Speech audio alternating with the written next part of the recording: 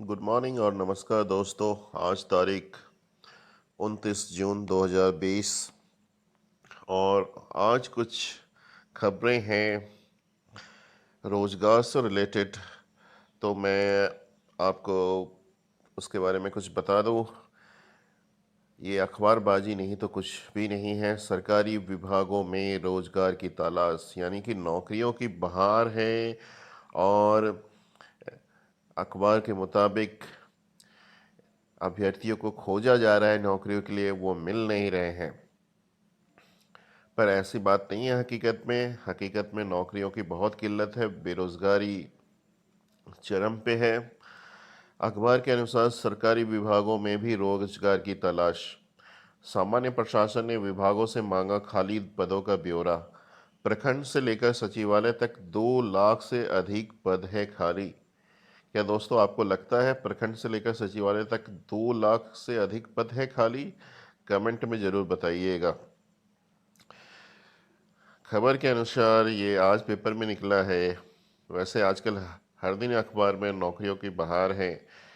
हर विभाग में नौकरियों की रिक्तियां आ रही हैं, पर सिर्फ अखबारों में ही आ रही है। इनकी कोई ना नोटिफिकेशन निकलती है ना कुछ निकलती है।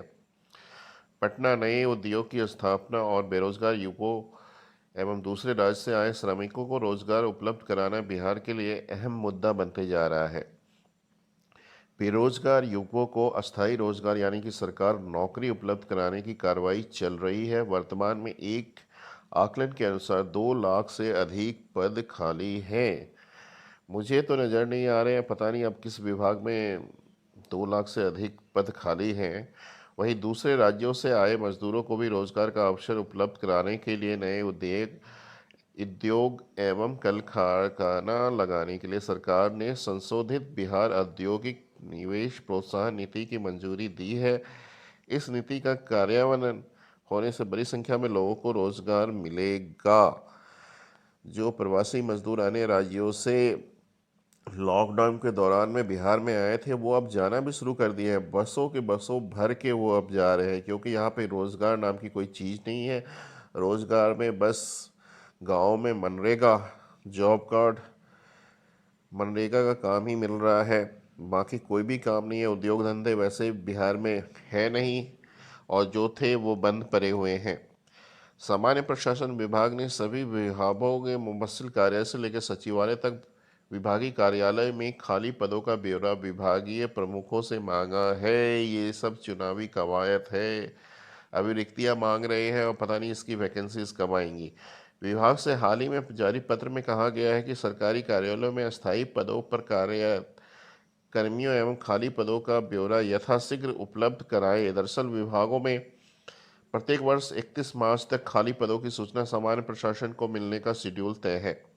इसके बाद रिक्तियों की जांच पड़ताल कर नियुक्ति एजेंसी तथा बिहार लोक सेवा आयोग, बिहार कर्मचारी चयन आयोग और बिहार तकनीकी सेवा आयोग को विज्ञापन जारी करने के लिए अधियाचना भेजी जाती है। अप्रैल से जून तक जांच कराने के बाद विज्ञापन जारी कर आवेदन मांगे जाते हैं तथा सितंबर से नवंबर के बीच परीक्षा आयोजित करने एवं 1 दिसंबर से जनवरी तक नियुक्ति पत्र जारी करने का कैलेंडर निर्धारित है। और इसी कैलेंडर के अनुसार चुनाव भी हो जाना है अक्टूबर, नवंबर या दिसंबर में।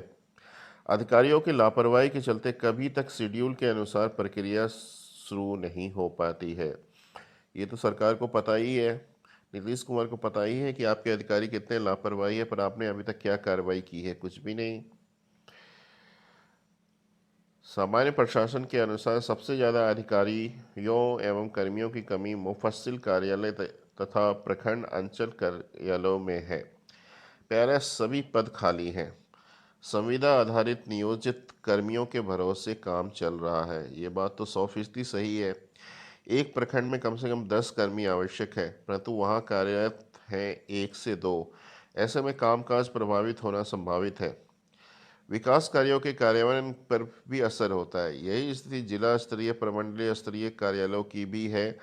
सचिवालय का तो पूरा कामकाज संविदा कर्मियों पर ही निर्भर करता है। संविदा कर्मियों की सेवा शर्त निर्धारित एवं स्थायी करने के लिए जो पूर्व सूचना अशोक चौधरी की अध्यक्षता वाली उच्चाधिकार प्राप्त समिति की अंतिम रिपोर्ट सरकार को सौंप दी गई है। ये खबरें जो है सचिव अशोक चौधरी की कमेटी वाली पिछले 5 सालों से अखबारों में चल रही है, और जब जब चुनाव नज़दीक आता है तो ये खबरें एकाएक प्रतिक्रिया यानी एक्टिव हो जाती हैं और अखबारों में आने लगती है। अब चुनाव नज़दीक है तो फिर से ये अशोक चौधरी वाली रिपोर्ट जो है, जिसमें संविदा कर्मियों को अस्थायी करना था, फिर से आना शुरू हो गया है। कोरोना संक्रमण काल को लेकर उसे स्वीकार करने पर निर्णय नहीं लिया गया था। इधर राजद के बेरोजगारी हटाओ अभियान का प्रभाव भी दिख रहा है। विपक्ष तो खैर नज़र ही नहीं आती है, तो क्या प्रभाव दिखाई पड़ेगा? मुझे तो विपक्ष कहीं नज़र नहीं आ रहा है। राजद के अब्दुल बारी सिद्दीकी ने भी सरकारी कार्यालयों में रिक्तियों एवं उसे भरने के लेकर की जो कार्रवाई को लेकर सदन में प्रश्न पूछा है। प्रश्न के सामान्य प्रशासन में पहुंचते ही विभाग में हलचल तेज हो गई है और विभागों से खाली पदों का ब्यौरा मांगा गया है। तो ये भी एक चुनावी स्टंट ही है। अखबारों के माध्यम से ही अगर अभ्यर्थियों को जॉब देना है, नियुक्तियां करनी है, तो बहुत अच्छा। अखबारों में खबरें छाप देने से ही नौकरियां बंटने लगी, तो ये भी बहुत अच्छा। और रोज़ रोज़ इस तरह की खबरें आते रहेंगी जिसका कोई मतलब नहीं निकलता। जब तक विज्ञापन नहीं आए, नोटिफिकेशन नहीं आए, तब तक इन खबरों का कोई मतलब नहीं है, कोई मायने नहीं है। धन्यवाद दोस्तों।